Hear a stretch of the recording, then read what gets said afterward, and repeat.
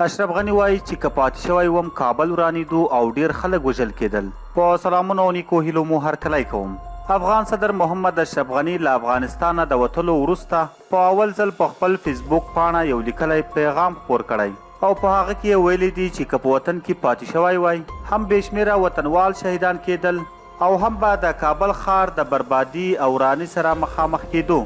ښاغلي غني زیاته کړي د دې لپاره چې د وینې تویولو سیلاب څخه مخنیوی وشي دا یې غوره ګڼلي چې له وطنه بهر ووځي.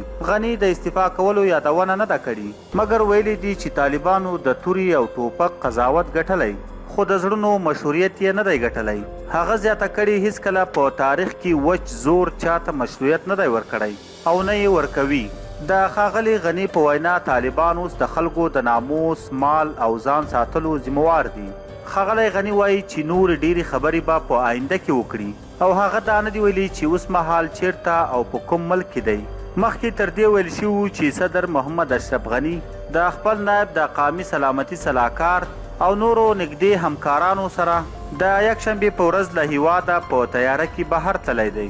د ښاغلي غني د لومړي مرستیال امرالله صالح په اړه معلومات نشته.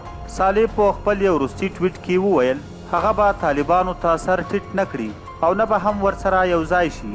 خو صالح دا نه ده واضح کړي چې اوس چیرته دی. ځینې څېړونکي وایي چې هغه پنجشیر ته تللی دی. بل اړخ د طالبانو د سیاسي دفتر مشر ملا عبدالغني برادر یو ویډیوي پیغام خپور کړی دی او په هغه کې د طالبانو د کامیابي مبارکي ویلې ده او زیاته کړې ده چې له طالبانو سره دا تصور هم نه و چې دومره ژر به دومره کامیابي ترلاسه کړي. ملا برادر وویل خلکو ته یقین ورکول غواړي چې طالبان به دوی ته د امن ژوند برابر کړي. د افغانستان د دفاع وزیر جنرال بسم الله محمدي هم یو ټویټ خپور کړی او د دې ترڅنګ چې ولسمشر غني ته یې سپکې ویلي دعوی کړي چې زموږ لاسونه یې تر شا راوتړل وطن یې خرڅ کړ.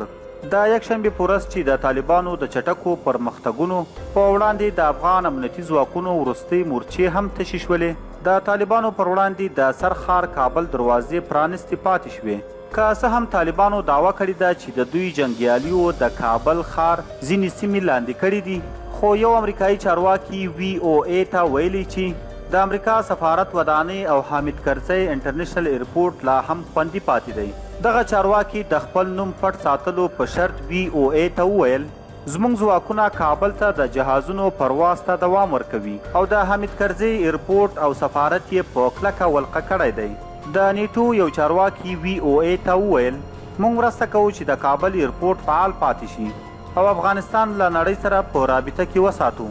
بل اړخ ته امریکایي چارواکي وایي طالبانو د بګرام د پوځي مرکز زندان هم مات کړی چې شاوخوا 15,000 بندیان وپکي او آزاد شوي دي. وایي دې بندیانو کې د طالبانو القاعده داعش لوړپوړي غړي هم وو. طالبانو د کابل ښار په اوسیدونکو غږ کړی چې تر څو امن او استحکام راځي نن شپه دې په خپلو کورونو کې پاتې شي او بهر دې نه راوځي. پخوانی ولسمشر حامد کرزي اعلان کړی چې د سولې عالی شورا د مشر ډاکټر عبدالله او حزب اسلامي له مشر ګلبدین حکمتیار سره یوه شورا جوړه کړي چې حالات کابو کړي او واک اختیار طالبانو ته وسپارل شي. ښاغلي کرزي په دې اړه چې صدر غني اوس چیرته دی بې خبري ښودلې ده. دوستانو دا و د دې لحظې راپور چې له تاسو سره مو شریک کړ. د نورو داسې تازه او معلوماتي ویډیوګانو دپاره پښتون ټایم چینل همدا اوس سبسکرایب کړئ. تر بلې ویډیو مو په لو یو بخونکي رب سپارم. تر بیا ښې چارې.